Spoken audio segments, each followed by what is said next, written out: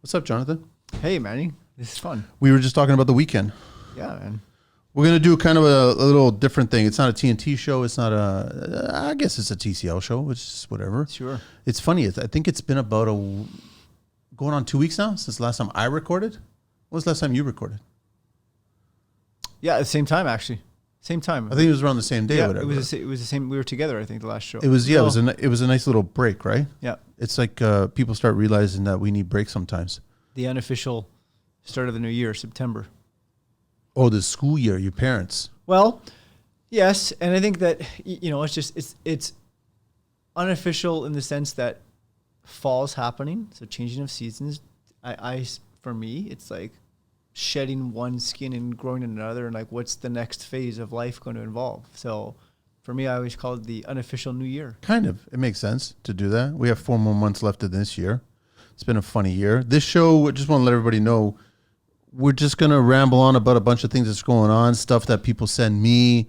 I obviously ramble on certain things on my Monday rants, and I just I look at it like there aren't enough Mondays these days for me to rant on what's going on, because it seems like there's more than one thing that's just ridiculous. When it comes to construction, Sure. It's just I think when it comes to construction, they're seriously tying the hands of the small business owner operator construction, because I don't see these hands being tied on the big construction.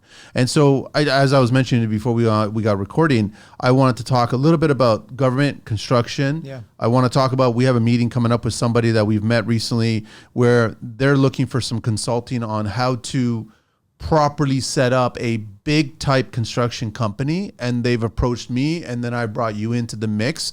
So it's like, it's a great opportunity for us to go, you know what, this is what we've seen doesn't work, and this is what we would recommend that you probably start working with. Yep. And going from there. And I had my initial meeting with them, and I said to them, guys, listen, there's corruption in construction. I don't care how you slice it, right? There is corruption in construction where certain individuals are getting preferred treatment because of how they establish themselves. It's unfortunate. And you talk to smaller businesses and they still talk about, you know what though, if you can do it, then do it, because it's advantageous. And I was like, what do you mean? So it's like you just become the villain? That's the idea? You don't try to change things?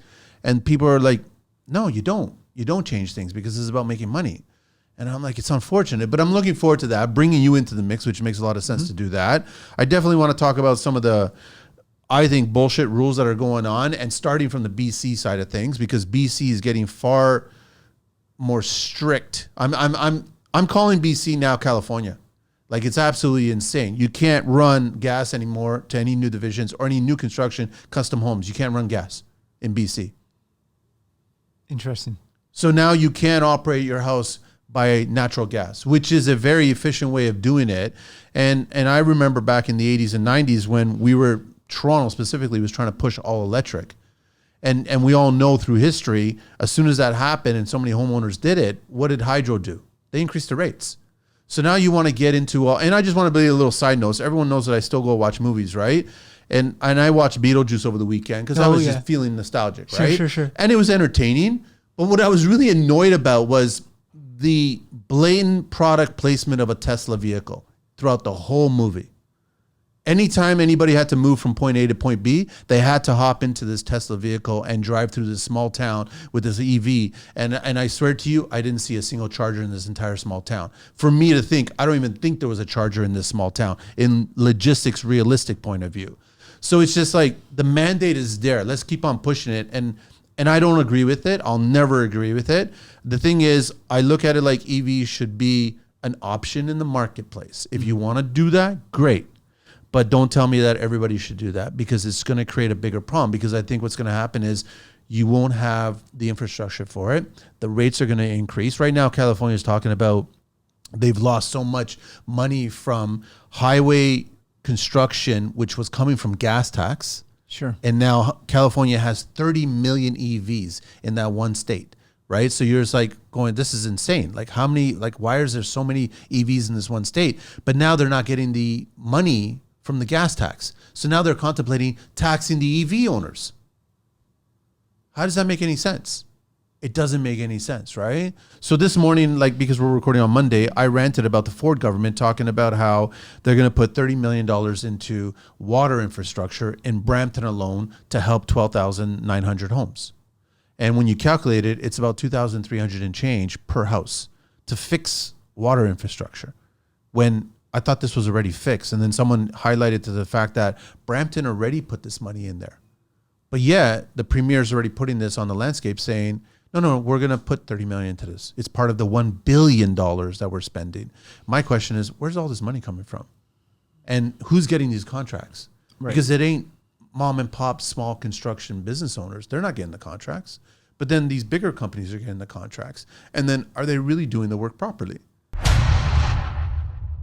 Over 630 shows, The Construction Life. This show is constantly evolving. The idea is that I'm listening to the guests and I'm listening to our audience and I'm trying to figure out where else can we take the conversation. Listen, I understand. It's not always about swinging the hammer. I've told everybody since day one, TCL is 50% about swinging the hammer and TCL is 50% about the person swinging the hammer. So now we're taking it to the next level, level X.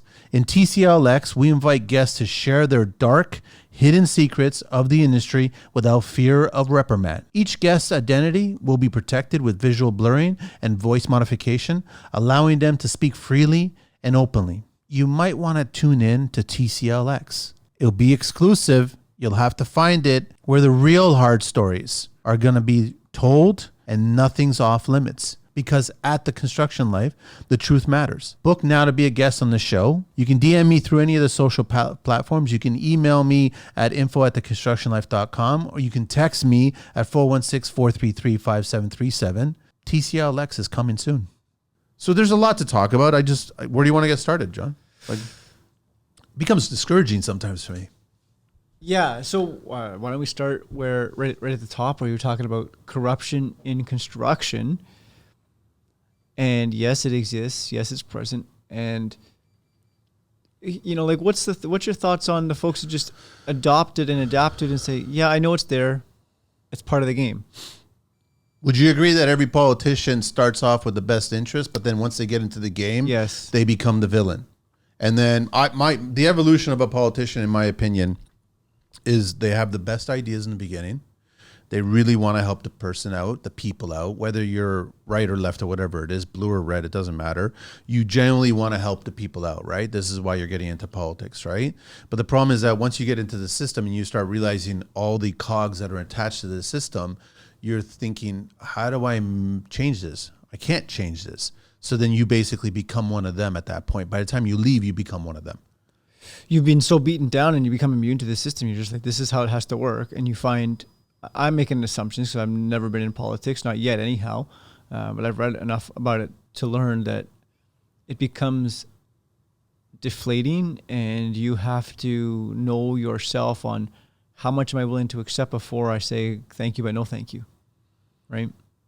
I have an interesting show coming up. I spoke to a gentleman out west, BC, Mitchell, I can't remember his last name for the life of me. I'm sorry, but I think we're recording in a couple of weeks or so. It'll be a Zoom conversation. What's interesting is that he's going to run. He's run for a seat in the BC government. And we had a really amazing conversation on the phone talking about how the system's broke.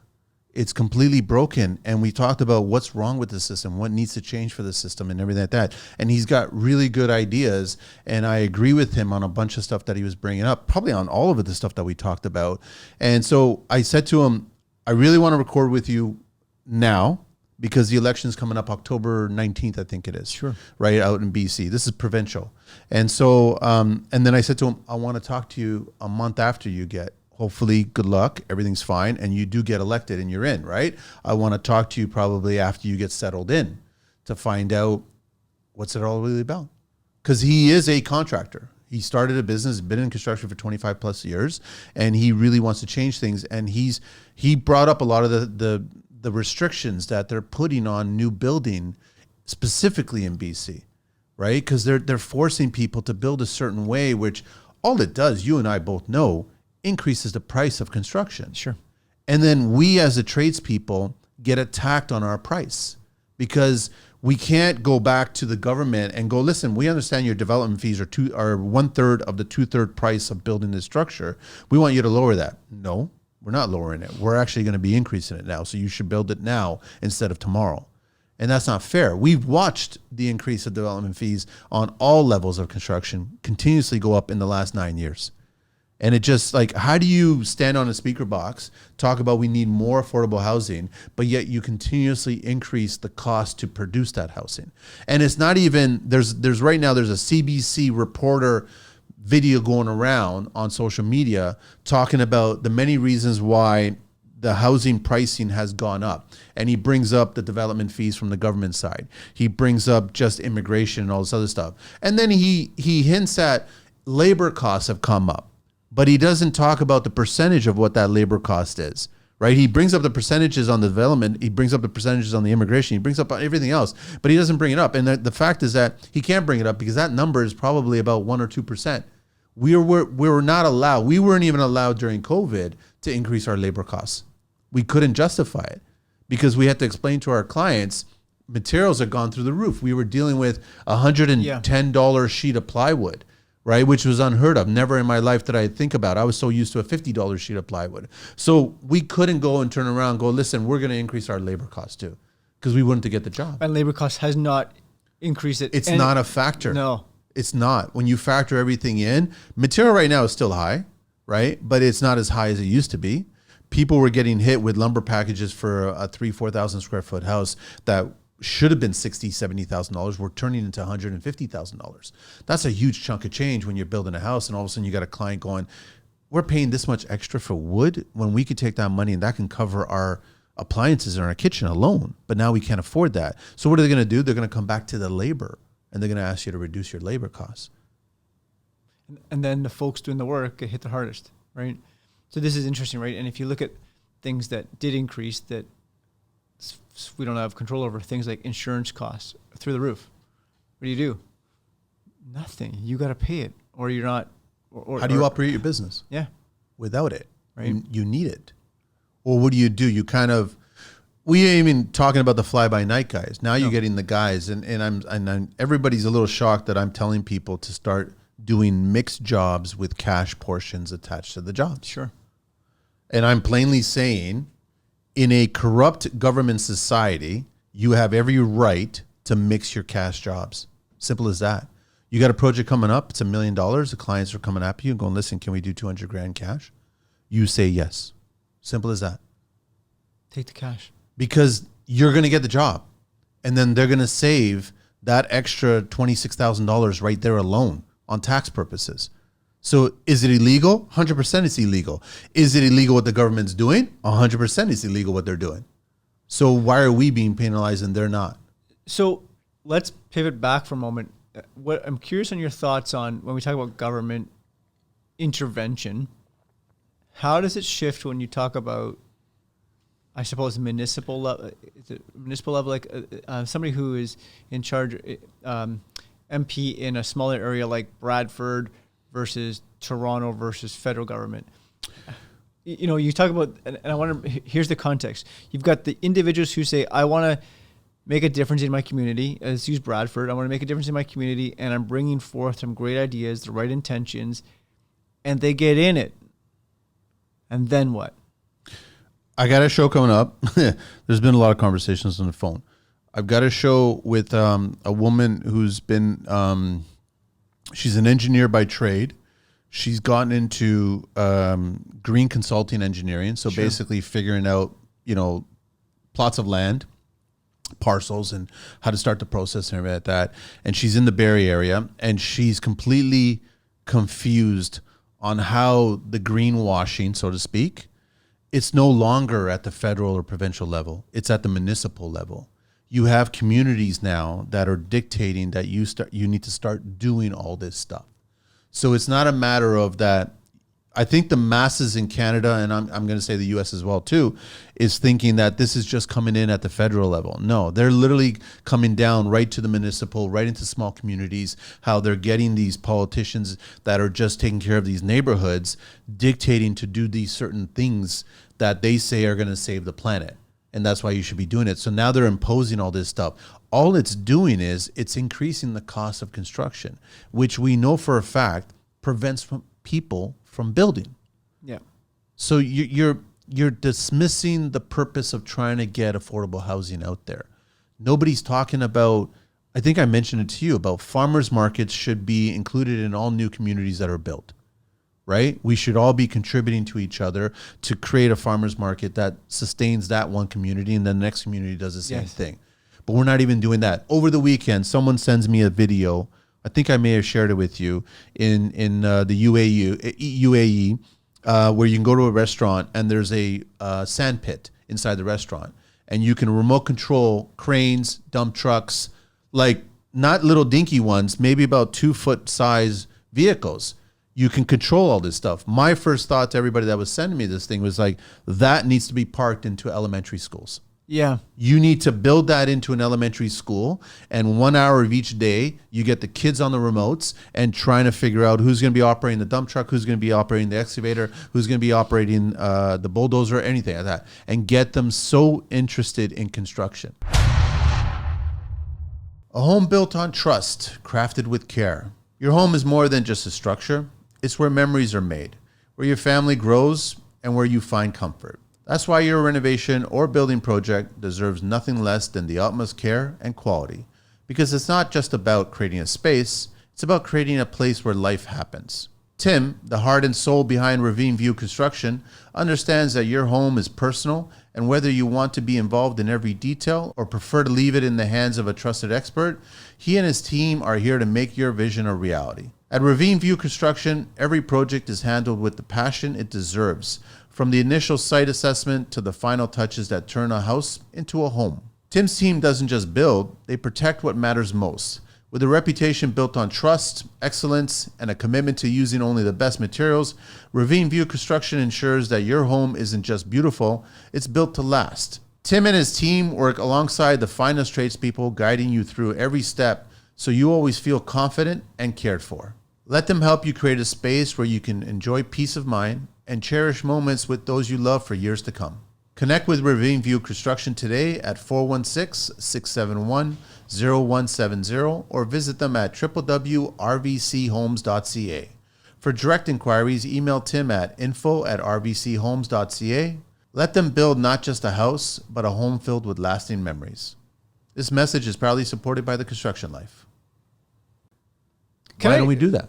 Can I share a personal thought? Sure. This actually happened, I don't know if it was Friday or Saturday. This is real, right? Christian, again, 10 years old. We were talking, and I've known oftentimes, what do you want to do? What's the grown-up version of Christian look like? And he wanted to be a vet at one point in time, and now he says, I just don't want to be a plumber. And I sort of laughed. That's all he said? Yeah, That's the one thing he said? So I said, okay. So what else? Well, maybe I'll be an electrician or like a general guy, right? I'm like, like a general contractor, right? Yeah, and somebody who can fix things and like tinker with things. I got proud, right? Because I'm like, cool. But then I got curious and said, well, what is it that made you want to say that? Because Cassandra wasn't. She was with us and she didn't say anything. She's like, she has no interest. I said, cool. That's cool, Christian. Tell me more. Like, what is it that made you come up with, I don't want to be a plumber? He's like, I just don't like getting wet. Okay. So why construction? He's like, well, because when we tinker around with stuff and, I'm using the tools and he's like, I'm getting used to it. I just thought that's cool. So you say this, and I'm saying this in the sense of, it's exactly what you said. If children, I'm using Christian as an example, but there's many Christians of the world, if they have the opportunity to touch, feel, and screw things up along the way, like, he wants to help out, but he also wants to help out and not just, he actually said this to me. We were doing something on the weekend, preparing for the CCAN, and he's like, why am I always the guy going to run and get the measuring tape, run and go get the hammer? Right? He's like, can I just do something else? I was like, sure. Sure, you can walk and get it. Right? And the point is that when you involve people in it, now they have a awareness around it, which we're not having. These conversations aren't happening in school. Hey man, drive a dump truck, that's cool. Well, how expensive would it be to set up a little sand pit like that and have these RCs attached?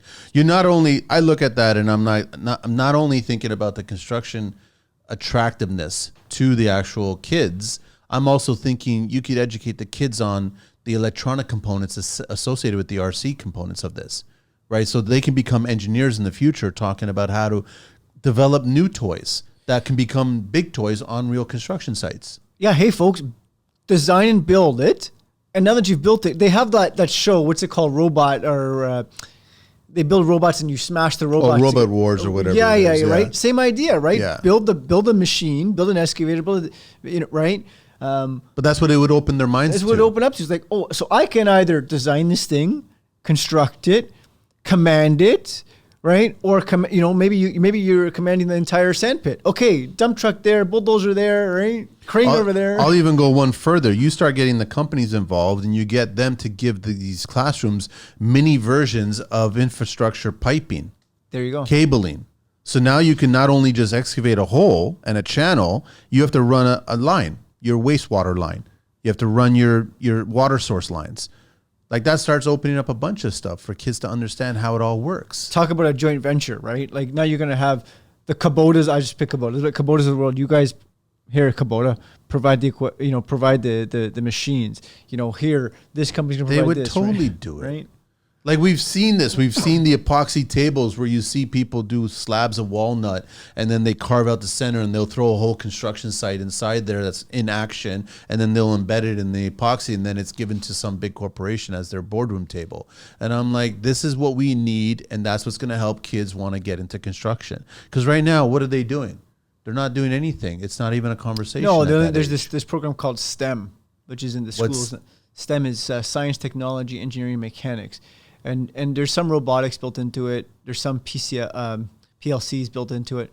Not at that level. It's like build a car that you can wind up and it drives itself. Okay, but that's cool. not really what we're talking about. No, here, what we're talking like it's not dynamic. It's like it's an activity. But hang on a second. This idea is super cool because now take the same concept and inject that into a boardroom. Inject that into an organization where, listen, this actually doesn't work, and here's why. You can see, well, if we push the dirt this way, we're not going to get the water flow management, whatever it is, right? It's not just the concepts and the engineers and the brain power behind it. Now it's like, let's get into a room this size with a sand pit and actually look at what it's like to shore this site, right? I know, but none of this is happening.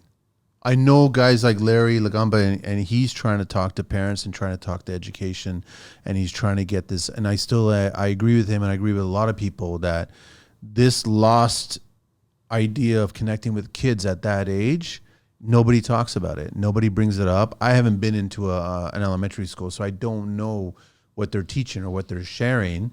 I just see what the media is, and it's all about sex, right? They're talking about that. That's like the forefront conversation. And I'm like, that makes no sense. Why don't we just talk about education, teaching people, learning, all this other stuff? But you want more people in construction, you need to make construction attractive. For me, when I was looking at that sand pit, that was a no-brainer for me to look at it and going, as a kid, that's attractive to me. I want to know what that machine is called, what the limitations of that machine are, and why do we need all these different types of machines? What does each machine do? And then I want to start excavating and digging. And then I'm like, okay, now that I've done a hole, what do I do now with this hole? Well, you run pipe through it, or you run a foundation form so you can pour concrete. And you'll get them excited about it. And that will stick in their memory and they'll want to learn more. Then maybe you know what you do? You take it to high school level. And you actually, right by the football field, you have the real machines there now. Yeah. And you get them to understand how it all works. You don't get them driving it right away or whatever, but you get them understanding what the joysticks all mean, what the safety is, all this other stuff. And I'm like, this is a huge possibility. Why can't we do this? And why can't the government talk to these manufacturers? Because we've got so many companies. Like right now, we've had bunch of people on the show talk about there's a huge influx of Asian influenced construction machinery equipment companies coming into North America for good reason, because the market is growing. We have the established ones, the John Deere's, the JCLs and all this other stuff. We have that. And I guess the pros and cons associated with both of them, but there's going to be companies that are going to be more than willing to go like, listen, we will give you a unit and then we'll let you guys understand what this unit's all about, right? I love this, right? And I don't even know if the organization is still around, but what comes to mind is Tonka. I remember as a kid. I still have one. Tonka. Myself, my brother, my cousin Paul, when they lived in a subdivision house and when it was being built, we were outside, 8 years old. We have pictures of it, playing in the mud with Tonka trucks. And I love Tonka because you couldn't break those things, man. Made out of metal. Right? You're slamming this dump truck and that's exactly what you're talking about. This is what a dump truck does. It actually moves. It actually dumps.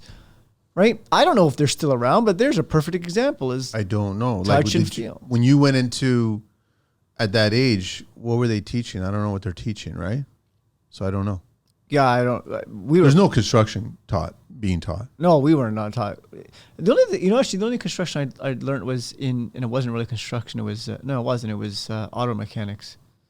But here's the kicker, Jonathan, is that the parents, mostly men, sure, are going to get a kick out of it too. Absolutely. Because at first they're going to have to get the remote to show their child that this is how it works. And reluctantly, they probably won't even want to give up the remote because they're going to be having so much fun where this is better than real life because there's no site super telling me what to do. I can do whatever I want and there's no risk or what have you, but I'm also having fun. Eventually the parent will give it to the child and then they'll learn. They'll want to pick it up. And think of, so there you brought up a cool point. Now think of the machine operator who now gets to get creative. What if I can spin this little 2-foot machine this way and move the dirt this way? I'm doing this with a 2-foot machine and not a 30 or 40-foot machine, right? The risk is a lot less and you're learning and you're getting creative. Who the hell doesn't want creativity? And at that point, you could also bring in safety. Yeah. If you're smart about things, you could probably have some overhead wires, certain areas. And then you can start showing people, go, listen, we can't be that close to those wires. Why can't we be close to those wires? Well, here's the reason why. And then you start educating people on the safety component, right? I have to make an assumption here that the heavy machine manufacturers must do this. Like they've got to somehow make prototypes on how much this machine can tip before it flips. They probably have all those stats, yeah, right? for sure. But they've got to, I have to think they make mock-ups at some point. Well, they probably have model versions of theirs, and they probably have RC model versions of theirs. I don't know. But that's what I mean is that you're not trying to reinvent the wheel. You're already approaching these companies going, give us a bunch of these RC models so then we can throw them in the classrooms. And this is the future generation of construction operators that are going to be coming up the pipe. I think this is cool. Folks out there, but who's actually talking about that? No, we've got politicians talking about we're going to build X amount of homes in this amount of time. And you're like, no, you're not. Yeah, what does it even mean? Like you guys just keep on talking about these numbers about how many homes you can't build these homes when you keep on making restrictions associated with building these homes. So it brings me to my point back to BC, how BC's outline the standard Johnny on the spot bathroom that we are so familiar with, right? What color are they mostly? Blue. Sure. Right? They're square, right? And they basically have a tiny urinal and a tiny toilet and that's it, right? If you're lucky, you'll have a sink. Now, they're outlawing these in BC as of October 1st. And my thought process when I was diving deep into it is like, what do you mean you're outlawing these? I don't understand. You still need toilets on the site. So they want power flush toilets, right? And I'm like, but that's the toilet that I always ordered. I ordered what we're familiar with if you go to a wedding. The larger one, that's almost the size of a shed. You walk into, yeah. You walk into, it's like 5x5. I always ordered those ones because I felt those smaller ones were too cramped. I was like, this is like, first of all, you don't want to go in there and touch anything, right? Because it's just, even though they power wash and they clean and all this other stuff, I wanted the space. Plus, the larger ones, you have to plug them up. So you can have your AC, you can have your heat during the season that you're working, but you're also having hot and cold running water. Yep. So that's a legal toilet. Here's a rule that BC government's implementing on construction sites. You really think the big players in the construction industry that's creating a 50-story building is going to park one of those? And by the way, everybody, it's twice the price for those larger toilets. And when you start talking about how you need to have one, you correct me if I'm wrong, I thought it was every other floor you're supposed to have one? Yeah, every third floor, I believe. Every third floor. Yeah. So you got to go up or down 2 floors to get to your toilet. I just assumed that you would need it on every single floor, but every third floor. So now you're going to have to be using these. There's no way the big players are going to be putting this larger, which is the legal one, because they've been using the illegal one. And I really hated the fact that when I was close to getting Monty on the show, who was at the time, the Ministry of Labor for Ontario, and all of a sudden he resigns. And I was trying to get him on the show because he was all about getting in front of the media cameras, talking about we need proper toilets for all the women that are coming into construction. I was like, no, you need to tell the big players out there to put proper toilets on there, because the small players are doing that. So the thing is, you're turning a blind eye to the big players. So what's going to happen is you're going to force small construction companies to go with the more expensive toilet. You're going to fine them if they don't have them. And then when you go to a big construction site, you're going to see they have the wrong toilet on, but they're not going to get fined. They're not going to get fined because they're in bed with the construction. There's going to be, they're in bed with government. government. And look at the condos. The condos use those gray compartments that, they hoist up with the crane. And it's an open shed. You stand there and you take a leak and that's it, right? Or what's even worse is they don't. And then you get human beings being human beings, peeing where they got to pee. And then it's like, oh, stop peeing. You have a site meeting and say, oh, stop peeing. Well, if you provide the right resources, you mitigate these issues, folks. Are they even plugging them in and giving you heat? I mean, when you start getting, I don't know what floor it is, but when you start getting to a certain height, it starts to get really cold with wind during the winter months. So now you need heat in there, right? Yeah. And are they really plugging it in for that purpose? No, what ends up happening is once the building is closed in with windows, then they push it back to the trades to energize one bathroom on every floor. You put a small hot water tank, heat trace the line, toilet, temporary but sink. Until that point, what are you dealing you're with? peeing, you're using, look what the crane guys have to do. We don't need to talk about it here, but the crane guys. The crane guys, they have a water bottle and a bucket, and that's what they have to do, right? They can't keep on coming up and down to do that. I get it. That's a harsh environment. But also, the crane guys get paid, compensated quite a bit. Yep. They're I'm trying to get a crane guy on the show because I want to talk to them, but they're loners, right? They like the isolation there. They're always talking to somebody on the radio and they're taking care of their job, but they know that they're stuck in there for their shift. Your home, your legacy, built with precision, crafted with care. Your home is more than just a place to live. It's where your story unfolds, where your dreams take shape, and where your future is built.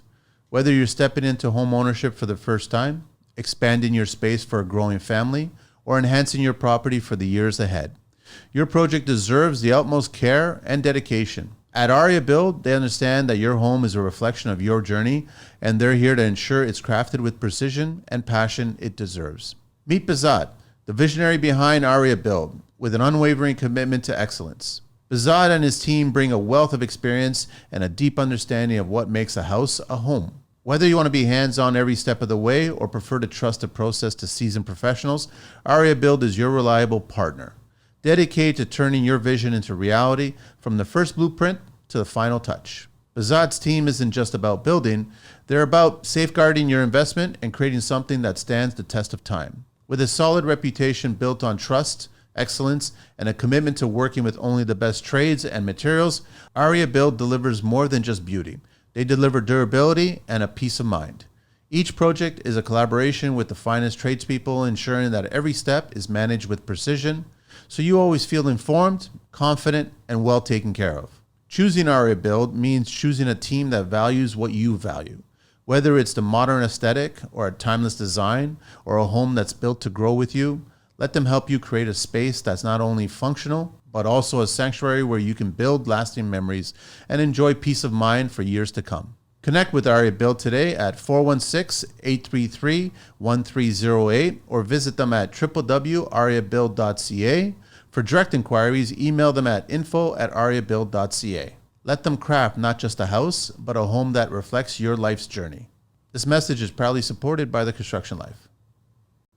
That's just my problem, is that you can't keep implementing all these new rules that are going to drastically affect smaller construction companies and will never affect the bigger companies, because the bigger companies are playing the game of being the villain. They go along with, with influence by money. I don't need to do this because here's a wad of money. So go away, please. And that's the truth of it. That's how they make money. I've said to so many people, prove me wrong. Tell me, like, okay, in the heydays of bodybuilding, anybody grew up in my generation, Arnold Schwarzenegger was the pinnacle of bodybuilding. Throughout my whole youth, I never thought for a second that he was taking roids, which was complete bullshit. He was always taking roids, right? So then it became a matter of like when you start getting to the 90s and 2000s, you started getting certain bodybuilders who came out going all natural, but they're taking a bunch of supplements. So they're increasing certain levels to get these pushes, these gains. There's no way that you can get to this size and strength without the assistance. So my argument with that, what I'm bringing that up for is that there is no small construction company that will become a multi-million-dollar construction company without becoming the villain. Do you know what I mean? Mm-hmm. You have to bend the rules. You have to look at ways how you can get certain projects, right? Someone told me, I got a message recently. Someone told me about a project in Calgary. You'll love this, eh? A project in Calgary about builders that are building a specific condo project. Okay. Where there's no kitchens in the units. Interesting. To get around the fire restrictions on the cooking surfaces. And what they're offering in return, there's going to be a number of restaurants at the bottom where you can eat at every single day. Okay. Now, the condo company owns all the restaurants. They're all builders. The builders came up with this idea.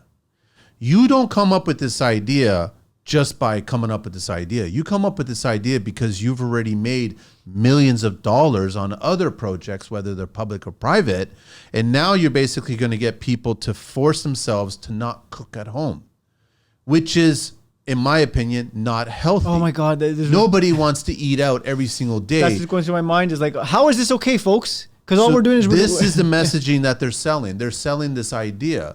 And I'm like, you don't come up with this idea because you're a regular Joe Schmo construction company. You're not making that kind of money, that infrastructure. You're not. You're a villain. You've made multi-million dollars on other projects. And now you're coming up with this project to make more millions of dollars. So this is how you become a millionaire construction contracting company. Okay. So how do we flip the script on this, in your opinion? Canada, in my opinion, let's go back to the playground analogy. That whole sand pit, that's Canada.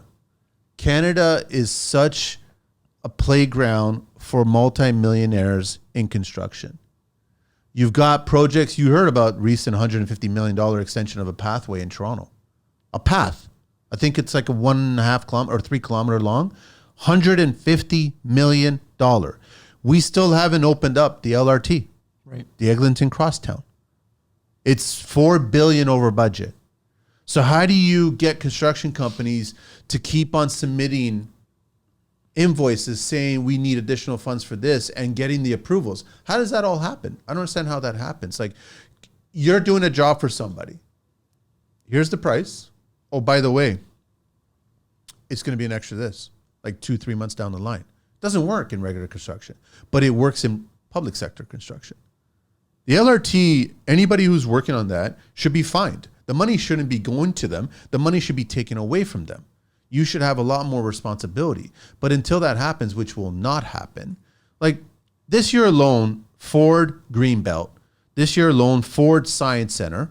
Yeah. That land was already sold before he closed it. So it's like, but then now that's not even part of the media anymore.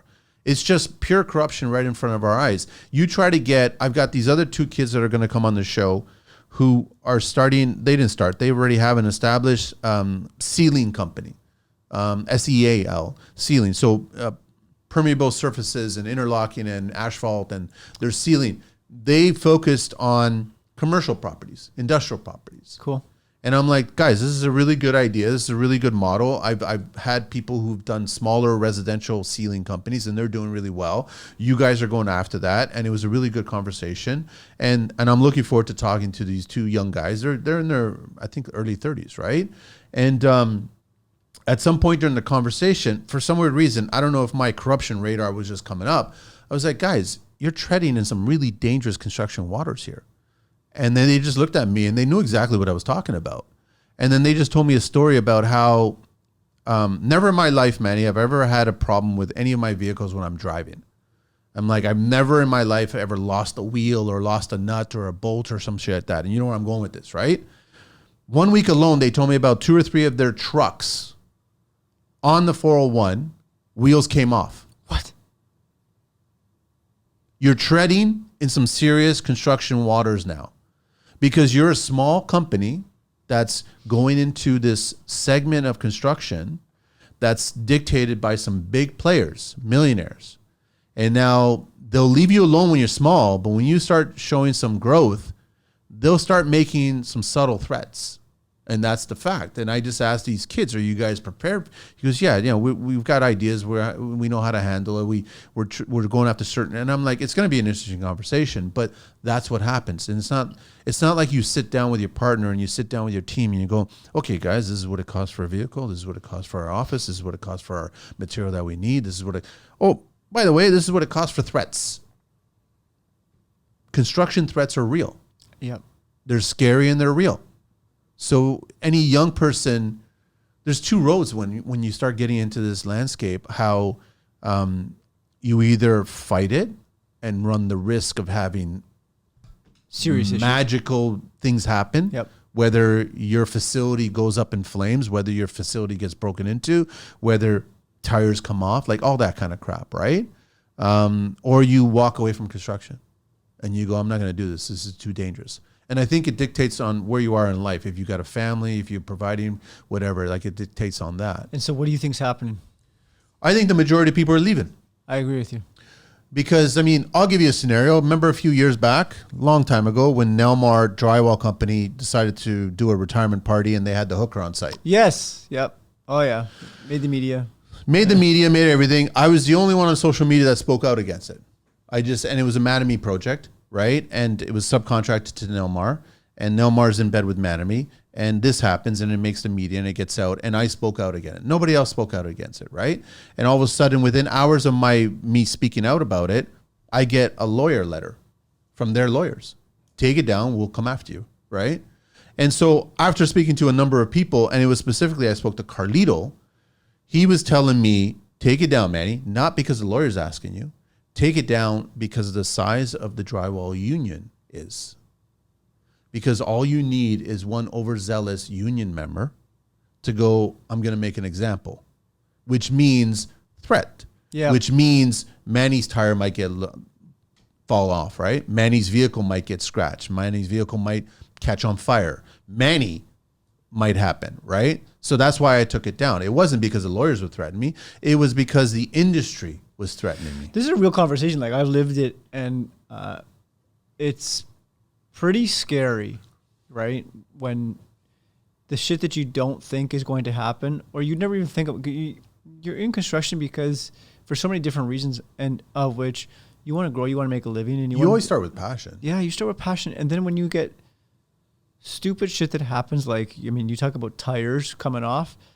There's also a lot worse, which you touched on, and it strikes a chord with me because it does. It's there. It's still there today. I know it's still there today, and it is the scariest thing. It's exactly what you're saying. It's like, it's pushing people away. I think the younger generation today will rather walk away than try to put up a fight. Especially compound it with, we've talked about this, the softer side of society that we have today, where people just don't want the conflict. A couple of decades back, you go back and, there's those incidences, those threats, and what happens? You armor up and you're like, all right, let's go. And you decide as a human being the tolerance level on which you're going to push and how far you're going to go. And for everybody, that's different.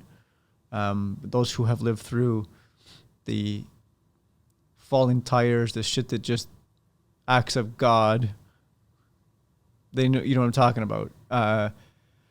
So I don't know, man. It's not an accident. It's not an accident. This shit happens on purpose. There's a book that I read that changed my perspective on everything, by John Perkins, The Confessions of an Economic Hitman. And he talks about construction. He talks about the involvement of governments. And he talks about the realness of the role of an economic hitman.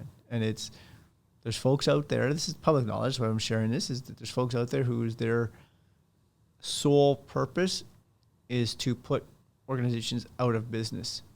So that I believe it. So that the government funded, although it's not publicly noted, but the government backed construction organizations get all the work.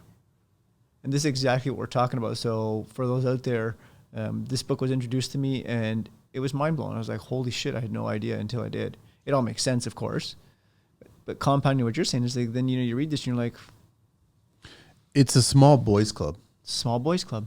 Right? It's a very small boys club. And I go back to Canada being this playground where they don't want anybody else in that playground. They don't, because they want the companies that are to the right or to the left of themselves, they're in bed with them too. They've earned the ranks to come up this way and to get all these projects public. Public is where all the money's at. Yeah. Public is where you can build something, it can fail, and then you could be hired to build it again. Which makes no sense because that's not construction. That's not what's supposed to be done. Or you can build something and then it gets approved and then it gets rejected because other politicians get involved and then the project is canceled. And then you as a construction company, you're still compensated a percentage of the project. And then I'm being told recently that that's far and few these days, but it still happens. Build the future you dream of with Generation Construction. Your home is where life happens, where your style shines, and where your future begins. Whether it's your first home, a space for growing family, or a place all your own, you need a builder who understands your vision and brings it to life. At Generation Construction, they ensure your home is everything you've imagined. Greg, the visionary behind Generation Construction, knows that today's homeowners, they want more than just walls. They want a space that reflects who they are. At Generation Construction, they don't just build houses, they craft homes that are uniquely yours. With a reputation for excellence, trust, and a commitment to working with the best, Generation Construction offers a seamless, stress-free experience that ensures your home stands strong for years to come. Contact Generation Construction today at 705-961-5562 in the Muskoka area and 647-381-0361 in the Greater Toronto area, or visit them at www.generationconstructionltd.com. For inquiries, email Greg at greg@generationconstructionltd.com. Let's build your dream project together. This message is proudly supported by the Construction Life. So I don't understand why there's such this preferable treatment to these high-profile construction companies. When I start looking at numbers associated with certain big players in Canada, their numbers are in the billions. Gross revenue, what they're bringing in. Like that's just, I don't understand that, how that works. Okay, so crazy thought then. What's the vision of a small contractor starts a business, says, I want to grow, I want to succeed, I want to do well, starts for the right reasons. I'm curious now, does the vision change to say, well, I just want to be bought out one day by a bigger guy? Here, I'll give you this example. Jim Carrick. Sure. He's working on a project and he jumped on board and his monthly rate, I think, was like $25K per month. Okay. Right? So to work on this, to basically be a consultant and to oversee the construction and everything like that, which I think is a fair value, market value for the level of experience that he brings to the table. So even if he was working on that one project for the whole year, he's making $300K for the year, right? Sure. And maybe he's got 2 or 3 projects on that, but now he's not going to be making 25 on all those projects. But even if he's bringing in $500,000, in our current government system right now, he's losing half of that to taxes. Yep. So this is where I go. It's the Nancy Pelosi effect, right? How does a construction company become a millionaire? Individuals, when you're only bringing in X amount of money. So how are you becoming a millionaire? You're becoming a millionaire because there's rules set forth that dictate in your favor.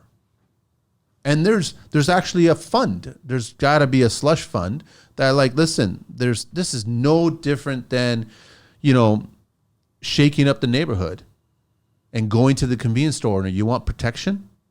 This is what it's going to cost you. It's just a modern day version of it. And nobody ever highlights that. Nobody ever talks about that. Whenever you ask Ford, our premier, like that Greenbelt thing came, it was presented, but nobody's asking about that.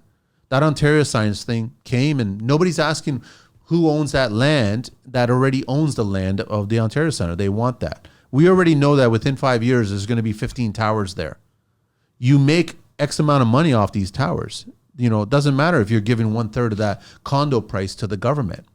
Mm-hmm. You're still making millions and millions of dollars, right? Mm-hmm. So this is just about putting up these structures, and we're going to have somebody on the show in the next little while that I'm looking really forward to, and a well-educated architect who has a lot of respect for craftsmanship and the work that was done. And him and I had a conversation where we were talking about how there is no heart and soul in construction today.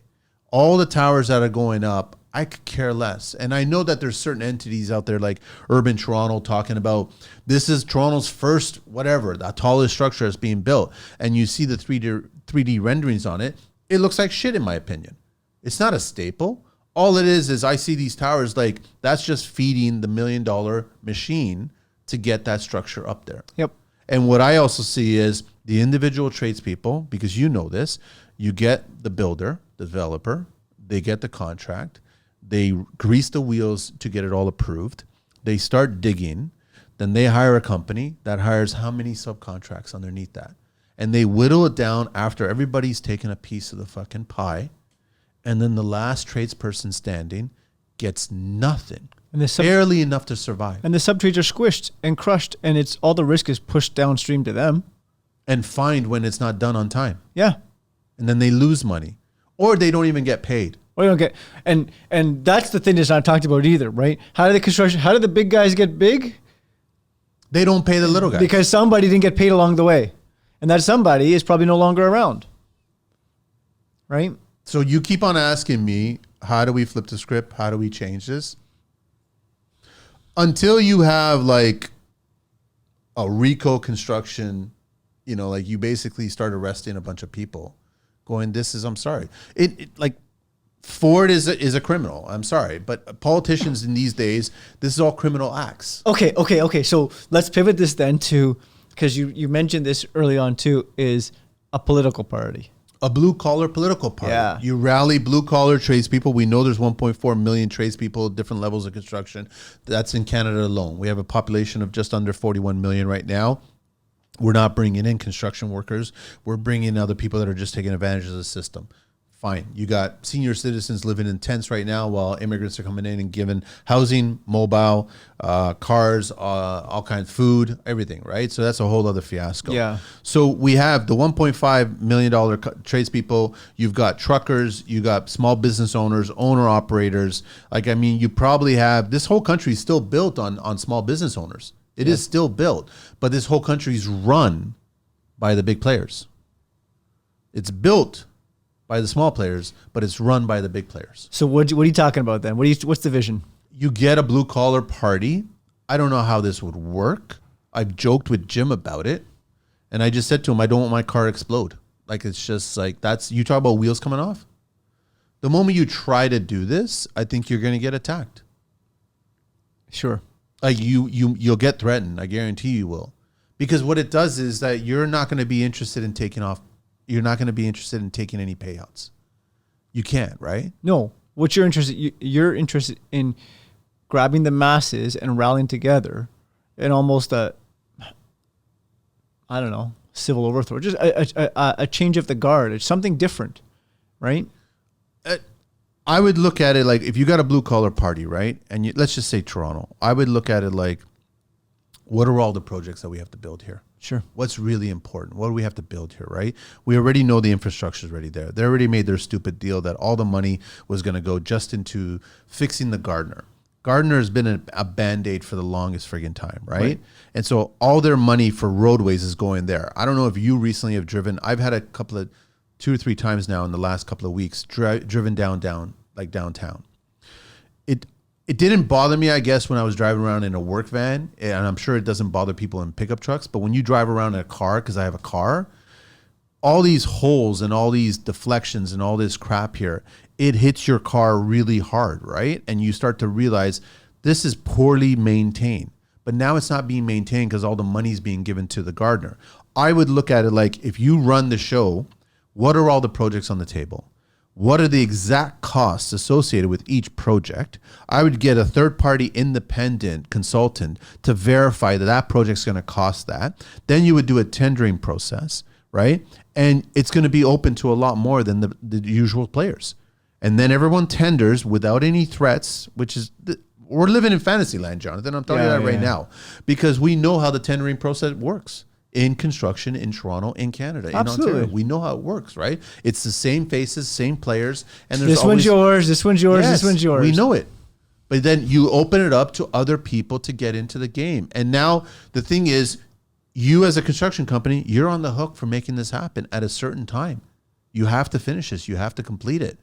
We have enough history and data to know that we should not be having unforeseen issues here. If we're excavating, we're digging holes here, we know because this project was dug. There's a whole report. We know what's underneath there. I know, but do you think that actually, so there's a part of me, and I love this conversation because it goes back to, at the roots of it, what construction really is. Building something great. Except that when you talk about, we learn from future projects, do we? Or, you know, I might challenge that and say sometimes contractors or businesses are like, well, screw him, let him find out for himself and not share that information. No, we need to share. Right? And that's what's happening though. It's like, well, let him take that project. He doesn't know that that's contaminated soil and on and on and on. Rather than disclosing that up front and saying, hey man, not a good project to take. Right? Well, there's the whole greenwashing crap, right? Yeah. Now you start getting into like the tree police and greenwashing crap and then the climate monitoring and all this bullshit that's not necessary, right? It's just, you can't have one group of people, smaller group of people, telling the larger group of people, the masses, that you have to do it this way. And then all of a sudden they get on their jets and consume more carbon than we all do in a year's time. You can't do that. If you want to lead by example, I remember the days that Leo, you know, the actor, DiCaprio, was always showing up at award events in Priuses because he wanted to all do climate change, right? He doesn't do that anymore. He's still jet setting around all the yachts that are 6-engine diesel engine units. And then what's the carbon print there? Where's your Prius? Why aren't you driving a Tesla? Oh, because that doesn't matter anymore, right? Everyone's always this greenwashing bullshit I can't stand. It's just, I think what you have to do is clean house. You have to Corleone the whole political landscape in Canada. You have to just play the opera and annihilate everybody out of there, and you have to bring in new players that are going to start from scratch. And then you have to do it properly, the way it's done. And then you have to build a city that people want to come and visit. Toronto's horrendous for traffic. That's you struck another important point. A place that people want to come and visit. How many people want to come and visit Toronto? Nobody wants to. You got what? CN Tower. And you've got people leaving, right? You should be building structures here that have purpose behind them. You should be coming up with new techniques, but you should be looking globally to try to figure out what other countries are doing something similar and then get them to consult on this project. You should not be just looking in your own backyard and going, no, we're on. Like the perfect example is Bombardier. Bombardier should have been dead and buried a long time ago. Right. Their fiasco on all the new streetcars in Toronto was sickening. Yes. That contract should have went to someplace else. Europe is well known for their trams. 100% they know them, how to do them, how to build them, how to put them all together. But no, we wanted to still give Bombardier the contract. So we wanted to give the ugly stepchild that didn't know how to do it their contract. And then they screwed it up, cost more money, made mistakes, got them on the real world, and then they still didn't work and then had more problems. And then we all look at it like, yeah, that was fine. That was working. But it saved them money-wise because they got the contract. Just keep bailing them out. They shouldn't have. Yeah. They should not have gotten that contract, right? So now I go back to the gardener. Everyone knows that on the show. I've spoken several times. We need to do a tunnel. Tunnels are more inexpensive nowadays to do it. And all you greenwashing huggers or whatever, shut the fuck up. This needs to get done. We need to have a bypass from the west to the east and vice versa. We don't need to go through the whole core. We don't need this shit. Whenever there's an issue, like you need to have 2 tunnels going on there. That's what you need to do, but nobody wants to do it because the way that they would tender it, and the current construction system, you talk about the LRT, $4 billion over budget, that's going to be pure abuse of power. I think these companies, they look at not the opportunity to build something interesting, they look at the opportunity of how much money they can make off of it. Yeah. Is that how construction is when you get started? You start about the passion, about, are we not fascinated by the workers, the iron workers that put structures together and that were wearing slacks and, you know what I mean, up there in the towers and putting these steel frames together because they had a lot of pride. And you had iron workers who could turn around and go, I built that tower. Nobody's saying that. No, shit and you know, now. it's the exact opposite. It's there, but you brought up a very interesting point. What happens now, right? Traditionally, big contracts are won, and the executive team gets together and throws this big party. We won the contract. Let's go celebrate and spend thousands of dollars on this big celebratory party. Versus, how does it change things when you gather the folks that are doing the work together and say, listen, folks, we've got this big, I appreciate you. Here we're going and get some feedback. Like, we're going into this. What do you need? How do we do this? Nobody ever appreciates the workers doing the job. It's we won this fucking contract. Go and spend money. We haven't even started. And you just spent thousands of dollars on a big champagne party to do what? To feel good? I think also after every single project, there should be a cost analysis broken down. I want to know all the subcontractors that were on that project. I want to know the monies that were allocated for every single subcontractor. I want to know who was not paid. I want to know all this information.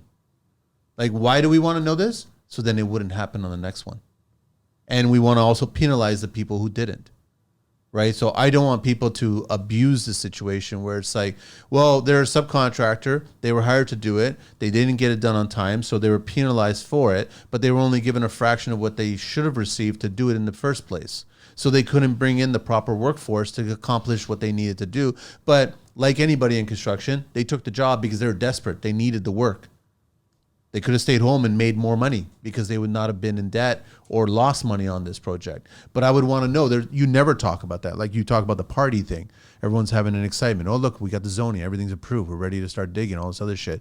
The suits now walk away. That's our accomplishment until we open.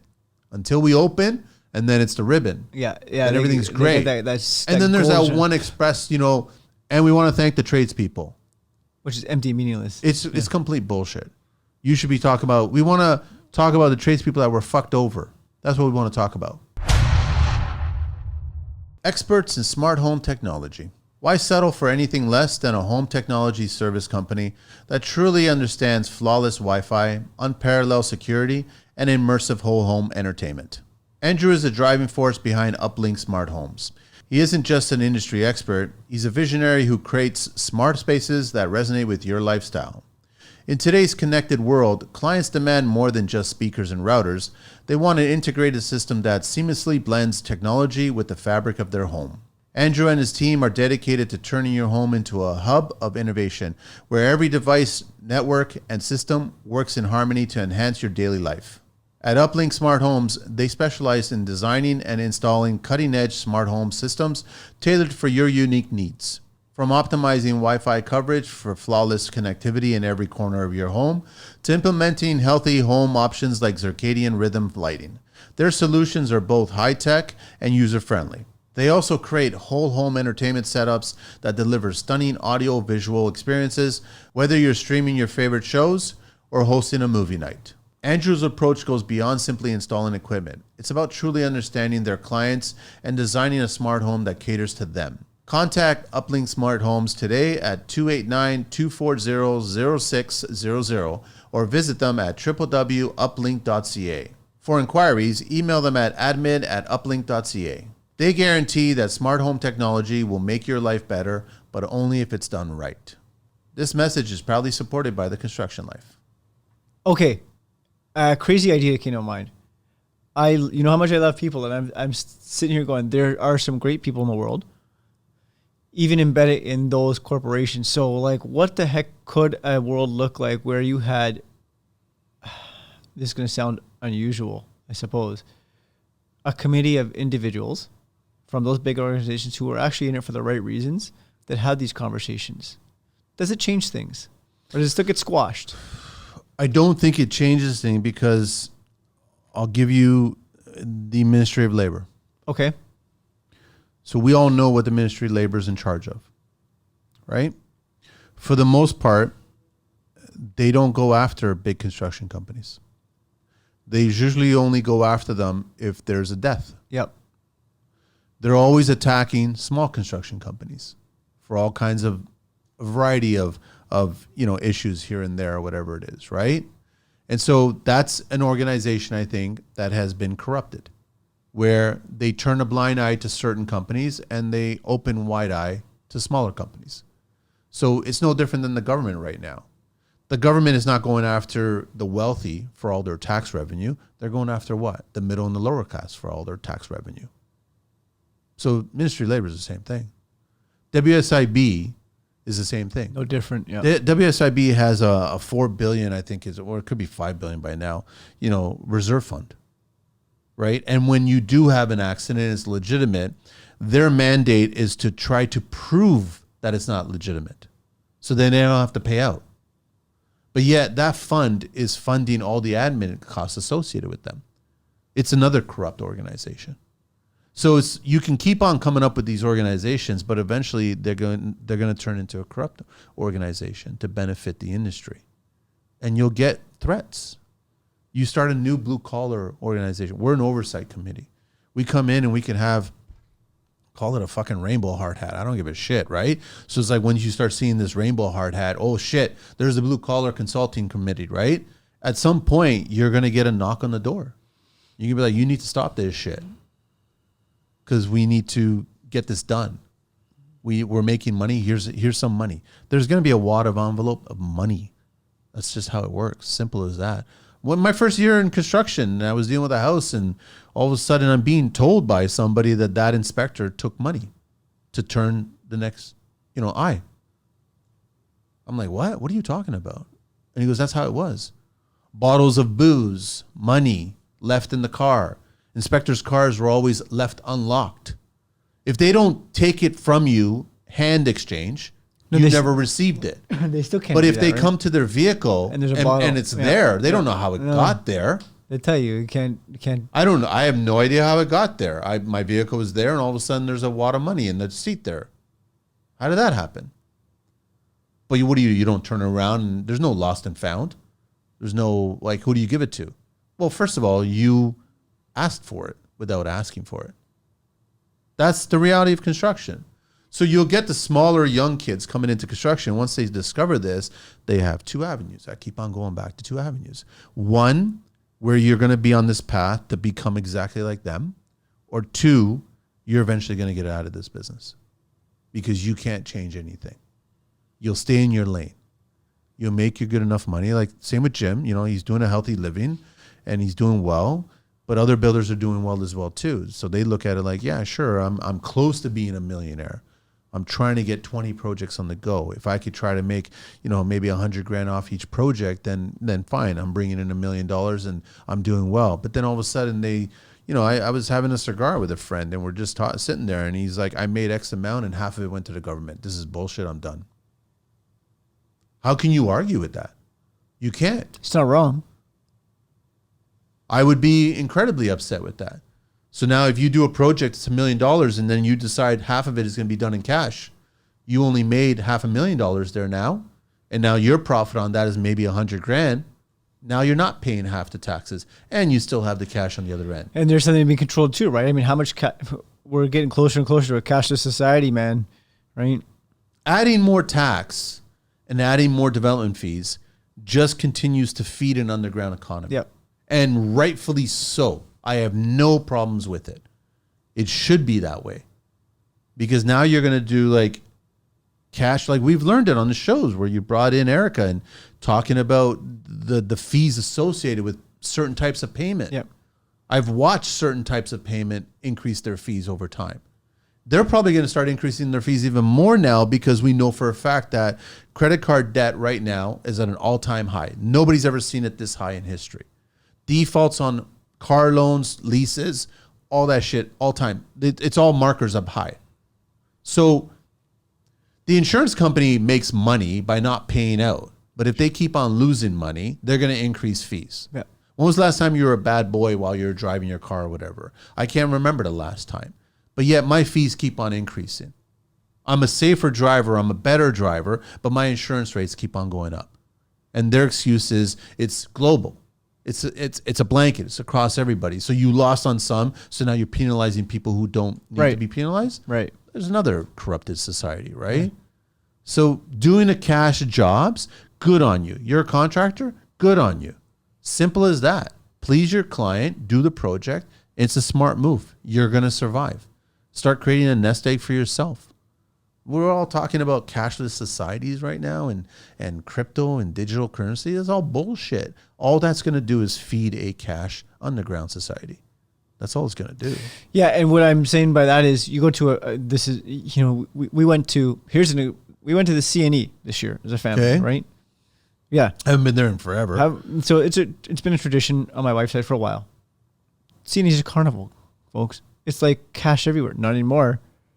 Games. Everything is tap. Everything is... Really? Yep. $10 a game, and it's like tap. I was like, holy shit. I remember a toonie, a loony. You know why? I bet you any money there's an arrangement that was made with a certain provider that forced every single vendor there to go on this platform. And you walk even to the food building, it's like, we no longer accept cash. Holy shit. Right? At a carnival. Right? So to your point, what's that gonna drive? It's gonna be driving people to say, you got cash? Hand it over. Right? Because I don't want to be tracked and monitored. I mean, we know that it happens all the time, but not only that, the fees, everything. How is that no different than a shakedown in the 70s of going to the convenience store, going pay up for your protection money? They're taking their percentage points on every single sale. They look at it like, I don't know how many people go to the CNE. 100,000 people went in there and they took their 3 or 4 or 5%, whatever it was, right? And then they made that money off top of that. They just made that money because they facilitated. No, they didn't facilitate it. They forced the vendors to go this route. Meanwhile, all that cash money coming in would have went right to the person providing the service. That's right. So it's not fair. It's not fair at all, right? I know you keep on asking me, how do you change that? I told you right now, you got to wipe out everybody that's in this, that's already involved in this. And you have to start from scratch with a new generation of thinking. But then eventually they're going to become this way. So is it cyclical? Does it just constantly turn and do this? I don't know. I don't think you can change it. I think Canada has been a really nice testing ground. 1 million people. I think Ontario is such a corrupted construction society. The players are there. They're making a shitload of money. Like I've never in my mind ever thought there would be billionaires from swinging a hammer. The fact is they didn't become billionaires from swinging the hammer. They became billionaires from playing the game with the politicians and all the approvals of certain contracts, right? With money that wasn't theirs. Yep. With money that was printed, with money that doesn't belong. And then just for the general masses, you get politicians coming in, we're going to have to add this tax. We're going to have to add this tax. We've seen it with the current puppet mayor, Chow, in Toronto, talking about a rain tax and talking about this other tax. And there's going to be more taxes that they're talking about. And I'm like, yeah, but why don't we talk about the $35,000 that you approved to put the Toronto logo on crack pipes? Why don't we talk about the drug vending machines that are in BC right now to hand out free drugs? Why don't we talk about that? No, you want to just tax regular citizens that are earning a hard living. That's a better solution. No, you get rid of all this bullshit. I think every politician should come in. First of all, you're not allowed to get any money from anybody for your political, proposition that you want to become a candidate or whatever. You can't. You have to use your own funds, right? That'll never happen. Right. So then you're not influenced now. Ron Williams said it best. He thinks that every politician should have all the logos on a jacket that represent all the companies that have given them money. And then there would be a different landscape. Recently, RFK, he left a Democrat and now he's endorsing Republican. This is RFK. Like the Kennedy family has been a Democratic family for how many years now? He left the Democrat. Like the Democrats are not, and it's the same thing here. Liberals are not what they used to be. Lots of people I've spoken to where they're talking about how I was always a liberal. I was always voting liberal. So it's just funny that both. Yeah, but and so you brought up something else that needs to be a little more transparent. Is there's a misconception that, you know, as a politician, politicians don't make a lot of money, because that's what's illustrated. Their Bullshit. salary is more than the average Canadian salary. And their salaries are still like, oh well, they're only, and I hate that word, but they're only making X dollars, right? It's more than the general population, and their pension is dramatically higher than the general population. And we're not talking about kickbacks. We're not talking about anything else, right? We're not even so factoring that in. Disclose everything. Yeah. Well, you know, it starts with full transparency and full disclosure, like you said. I love that. But even the full transparency and disclosure, there's even stumbling blocks there because you're not even allowed to share that evidence to the public in fear of their thought process is we cannot express the level of corruption to the mass because of the fear of confidence in our leadership. Right. I'm like, dude, that train's already left on tracks that were not built properly. So it's like, we already know you're corrupt. We already know you're taking this money. You should be outed because you're doing this. Yeah. There's an evolution for every politician, man. Like they say everything they want to get in. Once they get in, they say everything to stay in. When it comes to spray foam and blown-in insulation for your next project, there's no better team than Mohammed and his crew at Foamit. With well-educated, skilled installers, Foamit doesn't just get the job done, they do it right. They take the time to properly estimate and educate you on every aspect of your project, ensuring your building envelope is airtight and energy efficient. As leaders in the industry, they bring a deep understanding of building science to every job, making sure your project stands the test of time. But don't just take their word for it. Past clients constantly praise the quality of work and professionalism of the Foamit team. From homeowners to large-scale contractors, feedback has been overwhelmingly positive, with clients appreciating their attention to detail, the thoroughness of their crew, and the results that speak for themselves. At Foamit, they pride themselves on building lasting relationships through exceptional service, reliability, and the commitment to exceeding expectations on every single project. Whether you're insulating a new build, upgrading an older property, or tackling a commercial project, Foamit is your trusted partner in achieving energy efficiency and comfort. They understand the importance of getting it right the first time, and that's why so many clients return to them for future projects. Connect with Foamit today. Reach them at 416-893-8712 or 647-961-9777. Email them at mohammed@foamit.ca or visit them at www.foamit.ca. Follow them on Facebook, Twitter, Instagram, and LinkedIn to see their latest projects and innovations. This message is proudly supported by the Construction Life. They'll do wrong, and then they'll say everything to stay in. Their objective is not about serving the people. It's about serving certain people and then trying to stay in. And getting the votes. Then we ain't even talking about cheating. Like there's ways of cheating to get the votes, right? That's why I'm saying if you start a blue-collar party, it's just hardworking individuals, then that's how it is. I don't know how it's like. I don't know how it's. I think I've never seen such a group of people that are much younger than me talking about how they want to be living in a smaller community. They want to go to the local stores and buy locally grown food and converse with people of different ages about just like regular lifestyles. They really don't want the urban. They don't want the downtown life anymore. Most young people want the downtown life for a certain portion of their maybe 20s or something like that. But once they start realizing that the numbers don't add up, they're like, there's no way we can survive here without being corrupted. So if they can figure out a way to be corrupted, which is i.e. become a politician, then they'll stay. But for everybody else, you can sell your house in Toronto, go to Brantford, buy a mansion for that same price, or buy a smaller house and still have your nest egg for retirement. Yeah. And then grow your own vegetables, take care of everything there. Yeah. And then your kids grow up in, schools and community schools, right? Where hopefully are not infiltrated, but based on what I've spoken to that woman there from Barrie, it already has. It's being implemented in small communities in Barrie, right? This greenwashing crap, right? All they keep on saying is that if we don't do this, then the climate will suffer, that the planet will suffer, all this other shit. But the moment you ask them for data to prove it, they have none.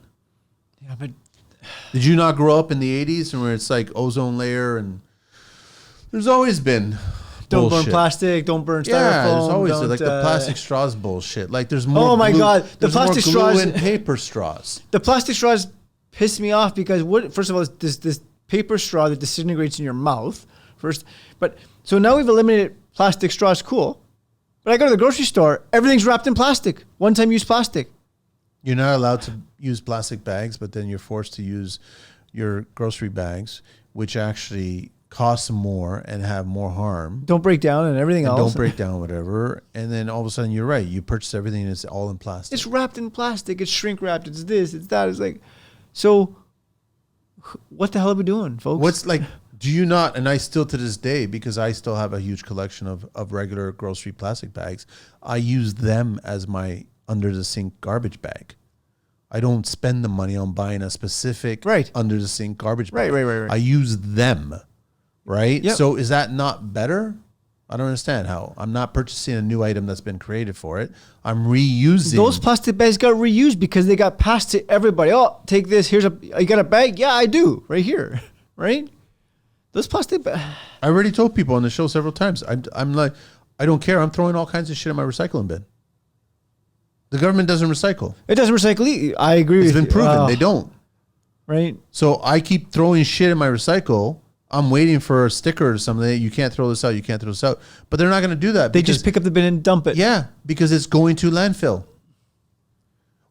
Speaking of which, why are we not paying attention to Singapore, where Singapore has the best garbage situation? They burn everything in a facility that filters everything, and how they have zero garbage now. And the heat from that facility generates power. Why are we not implementing that same system here? Florida does it. I don't know. I mean, I know Florida does. Why aren't we doing it here? It gives us power. Yeah. It cleans, it filters. You put scrubbers and you do the appropriate mechanisms to. Why are we not putting that in there? No, because it doesn't nobody has a contract with that person who came up with that. Nobody has a relationship, kickback. That's why it's not being done. So, I mean, you mentioned a good places. Singapore does it efficiently by the sounds of it. They've cleaned it. They've removed whatever toxins they can remove. All their garbage goes into this facility. They burn it. All of their garbage. They burn it. The off-gassing goes filtered through. And then the energy from the fire is used to power things. Like it's a win across the board. Those are the kinds of structures that we should be building. And you want to be as a contractor, you should be part of that. How many different trades do you need to build that facility? You need lots. How many new ideas, right? Yeah. How much creativity? Yeah. It's not the same old shit. Oh, no, it's something totally different. No, let's talk about how, you have to make this LEED certified. LEED certified is full of shit. LEED certified means nothing other than you paid them to get that award. Yeah, and you check the boxes. So yeah, exactly. Right. But my I lead bet AP, you my lead gold, and my lead platinum. Get a third party building consultant to actually assess that building. I guarantee you it fails. It fails to standardize home. Like that's just bullshit. The LEED is a crock of shit in my opinion, right? It's looks good in publicity. All these politicians talking about, like, the bottom line, what I've always said is that we don't need any politicians in construction. We need a lot more construction into politicians. But they're telling us how to build things, what to do, but they've never done it. So why should we listen to them? It makes no sense. And then also the C-suite, all the executives at the top of the food chain, for the majority of it, they didn't come from swinging the hammer. They came from financial backgrounds, investors, people who had money to buy properties, to get approvals, people who were rubbing elbows with politicians. That's who they are. Right. How do you change it? I know you keep on asking how you change it. I don't think you can change it. I think you have your two options. You either become one of them or you don't. Or there's a bunch of folks out there who are listening who have different ideas that you and I haven't yet thought of, right? And when we're open to that, like, what's it going to take, folks? Because the way it's always been isn't the way it always has to be. And it's just starting to get pretty heavy and pretty exhausting, right? But how do you do that, Jonathan, when it's like, okay, you still eventually have to make money, Of course. right? So everybody gets into construction that their passion, their hobby is going to perform well enough that it gives them money. It makes them money, right? But with the cost of living and how things are put together and stuff, they have to figure out how much is the amount of money that I do need. And if I keep on going down, I've said this over and over, there's a plateau. If you do things legitimately, there's a plateau. You're tapping out at a certain level. There's only so many days in the year, so many projects you can bring on. All you can really do is bring on more workforce to have more projects on the go. But you as a business owner, you're going to be stretched and you're going to have to oversee this one, this one, this one, this one. At some point, you're going to be like, I have to hire somebody else to oversee these other 5 and so on and so on. You can do that, and now you're juggling so many different projects. But is that making you money? We know for a fact that having more projects doesn't make you profit. You have to be smarter about how you make your profit. Yeah. But at some point, you're going to realize that I'm capped out. This is how much money I can only make. Is it enough for my lifestyle? I want to eventually retire. You got contractors, construction people that are not looking at retiring at 65. They want to retire a lot sooner. Whether that's they sell the business or they hand it off to somebody and then they, through a period of payments, eventually buy out the business from them. And then that's what you're using for your nest egg. But that's the challenge too as well, because we all know how much money you need to retire. And the earlier you retire, the more money you need to retire. So what do? So what? You become an influencer? You start doing some side projects? Are you lucky enough that you come up and you invent something that is affiliated with construction so then you can profit from the royalties and things like that? I don't know. A lot of people love swinging the hammer. I love swinging the hammer. Like, I do love it. But if that's all I did, you would never be financially secure. No, it's impossible. You're doing the same thing over and over.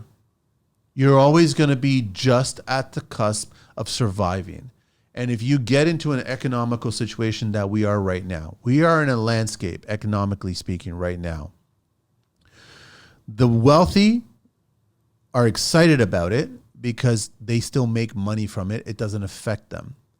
But the hardworking individuals are completely nervous about it because there's such uncertainty that they're not sure if they can survive it. Yeah. So what's their first thought process is that we have to downsize. We have to pull back. Scale back. We have to. I can't carry this site super. I have to bring it down to one site super, one project, right? That one site super's got to handle 5 projects.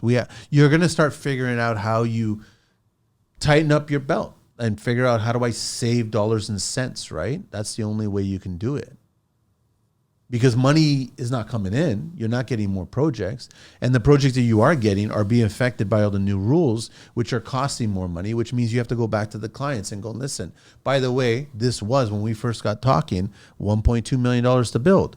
But now, as a result, we're submitting our application. There's new government rules regarding this energy efficiency crap and this energy efficiency crap. Right? Like 2030 is going to be a really scary time to be in construction. The greenwashing that this current government is talking about doing, enforcing, that's what they're doing. They're forcing the construction company to build this way. And all we can do is go to the clients. By the way, it's going to cost you 20, 30, 40% more because we have to go triple pane. We have to go double wall. We have to go this and we have to go that. And the clients are going to say, well, we're going to put this project on hold. We can't build it. And then what do you as a contractor? You're going to like, what, take a discount? No, then you're not making money. You have to look at your own balance sheet. This project was going to give me X amount of dollars, right? This is my profit margin. It would be great to have a 25% profit margin. No, that's not the case these days. You're dealing with less than 10 profit. That's realistic. So that's regular construction. And it's none of that is applicable to public sector construction. Right. Public sector is like casino. They just love it. There's just so much money there. So they get into that. Then you try to get into that. You can't because of threats. That's how scary shit is, right? So I think the majority of people leave. They're like, I like my life too much. I like my family too much. I don't want to be killed. And I can't play in the sandbox. So I get the fuck out. and that could be even physically, like pick up and leave, like go somewhere else. Because Nobody talks about all the people that are leaving. Right. I've known so many people that have left construction, become sales reps. And I look at them and I'm like, smart move. I get it. We're all entrepreneurs. I understand this, right? You want to build something. I get it. But at some point you have to decide, how much do I want to build, right? Where do I want to live? I just spoke to a gentleman last week, been with an organization, electrical, for 20 years, goes on vacation to Portugal for 5 weeks, comes back and no longer has a job. They just terminated him? Mm-hmm. Because what, he was gone for 5 weeks? Or they just... I'm not sure he'll ever get the real information. He got a phone call from HR and said, come and pick up your stuff, right? And he's like, actually, no, you're going to come pick up the computer and the phone and whatever else. And that's a whole different point of view. The point was, I asked him, like, could you live in Portugal? He's like, it was a heck yeah, instantaneous. I'm like, all right, so what would you do? He's like, I do electrical, but it's very different. Right? He's like, I when I was there, I looked at construction. He was there 5 weeks, and he was there embedded not as a tourist, right? He has a place there, and he talked about the difference of construction, the different mindset. Safety was very different. And so you bring up this point, and I just, my brain goes to how many people physically, and I'm not saying Portugal or anywhere else in the world is the place to be. I'm saying how many people actually think of that. And I asked him straight out, have you thought about relocating? He goes, absolutely have. Would you? He says, not right now. My wife's not there yet. They have they have 4 kids. So to your point, like where's the pendulum swing where people just contractors today get fed up and say, I can't do this anymore because it's just too taxing, physically, mentally, spiritually, financially. And then what are we stuck with? We're stuck with a robotic society. I don't know. If you really want to figure out how to get more people into construction, you have to be truthful with yourself and figure out how many people are leaving construction. Yep. And then the reasons why they're leaving. And top of the list is this. This is the reason why. I am not being allowed to advance in my construction career. I want to try to do this. The moment you become a bigger mouse, you get pushed down by big players. Yep. So if your ambition is to become a bigger player in this industry, you are going to get pushed down. And that could be a variety of ways that they do it. If you want to just punch the clock and just be that contractor, that tradesperson, then that's a different story. You're working for a machine that wants you just to provide a service. And there's lots of people in construction that do that. They give their Monday to Friday, they give their hours, and they run the cables, and they hang on, they install so many receptacles, switches, and they just love it. It's just like, I don't have to think about shit. This is it. I come in and I do my job and I get paid a decent amount and I go home and I'm done, seriously. And there's a large portion of the population that does that. Yep. But the most people that I know in construction, they have the ambitions to grow, to build.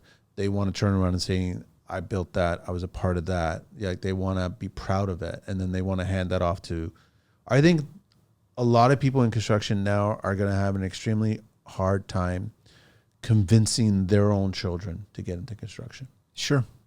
Because of all the hardships that they're going through right now. They're going to be like, I do not want my kid to go through any of this shit. Because it ain't going to get better anytime soon. Our wage is not allowed to increase in line with cost of living wage. We can't. We're being forced not to.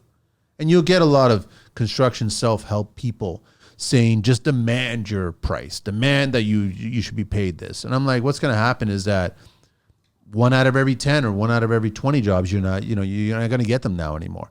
That's just what's going to happen is you're going to get more rejections than you were. But the alternative is that you give up your price and you do the job. But you can't continue giving up your price to the point where you're not making money. If you're just breaking even, then there's no point in doing the job. No.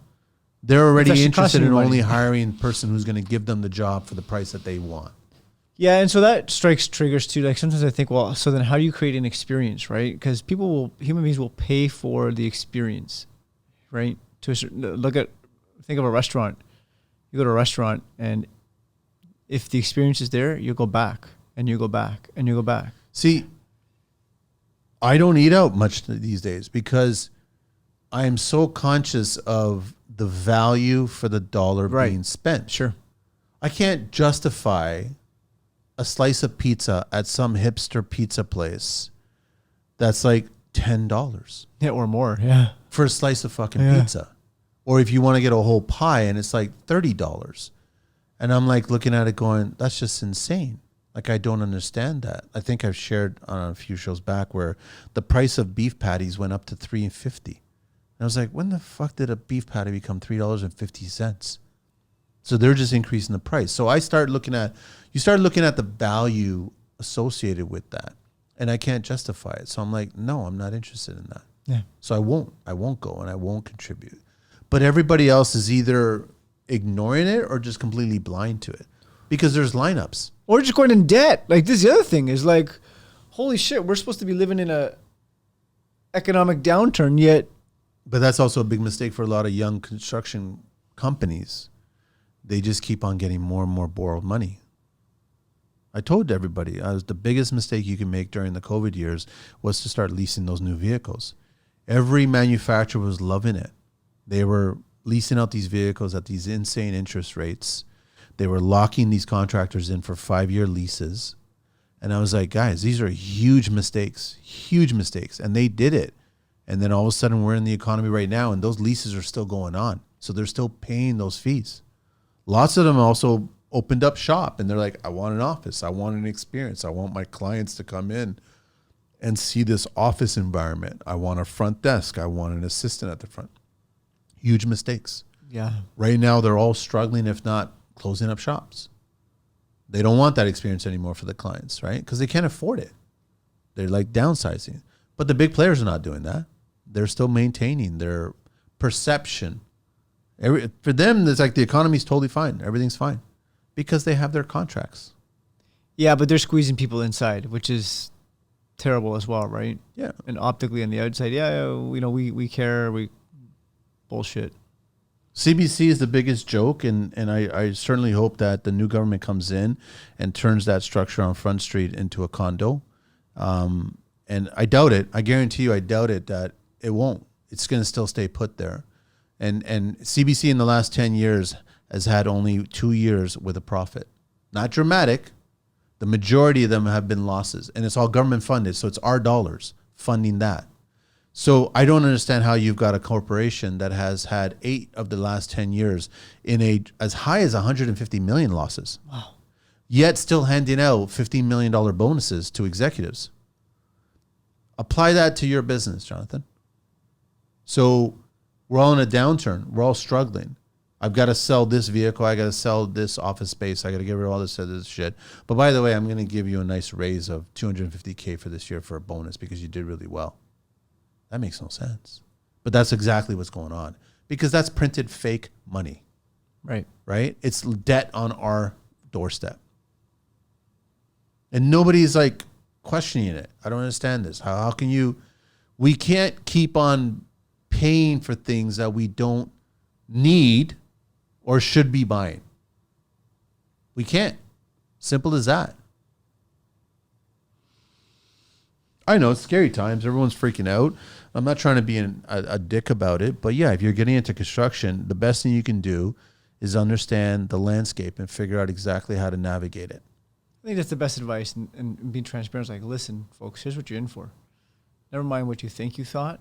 Here's a different perspective to be aware of. Everyone always just wants to talk about the positive. Politicians will always talk about how many people are getting into construction. Politicians will always give money out to people who can prove that they can bring in a small percentage of the population into construction. They always talk about all these new projects that they want to get started. But nobody's ever talking about the over budget projects, the extra expenses, LRT, $4 billion. Why is this not a huge red flag? Like, everybody associated with that should be fired and fined. No, they're not being fined. They're being compensated. So it's like you can't have, the government doesn't have a successful track record. Right.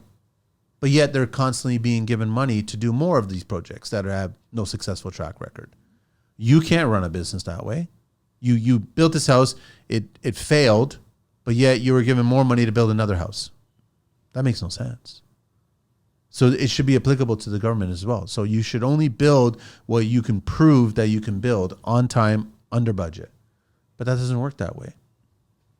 So how do you change this whole city and the landscape? You got to wipe out everybody that's running this ship. But then you can't do that because they won't allow you to do it. So I don't know. I don't know what the answer is, but I think that's everything. We just talked. I just wanted to bring this up. We wanted to just talk about this shit. Oh, I didn't even talk about. Yeah, we talked about that. Somebody needs to start a blue collar party. And then we're gonna have that show. I want to talk to those guys, and we'll probably discuss how to start a construction company, a big construction company. Sure. I want to implement certain things, but I was also very honest with them too. I said, guys, you're either gonna have to make the decision to do things slightly bent. You have to make that decision. And they were shocked that I was telling them that.